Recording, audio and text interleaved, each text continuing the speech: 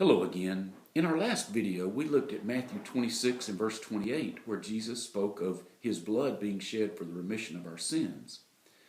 In this video, I'd like to continue the thought of Jesus on the way to the cross. In Matthew, the 27th chapter, in verse 27, we read, "Then the soldiers of the governor took Jesus into the praetorium and gathered the whole garrison around him. And they stripped him and put a scarlet robe on him. When they had twisted a crown of thorns, they put it on his head, and a reed in his right hand. And they bowed the knee before him and mocked him, saying, 'Hail, King of the Jews!' Then they spat on him, and took the reed and struck him on the head. And when they had mocked him, they took the robe off him, put his own clothes on him, and led him away to be crucified."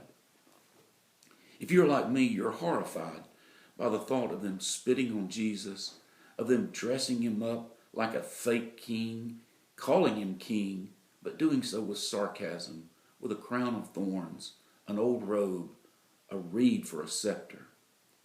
It's truly terrible.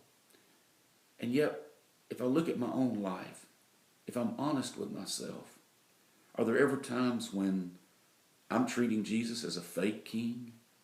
No, I'm not dressing him in a crown of thorns or a robe. And yet, am I listening? Am I being obedient to the one who at the very end of this same book of Matthew, in verses 18 through 20 of the 28th chapter, would say that he possesses all authority and that we are to do everything he commands us?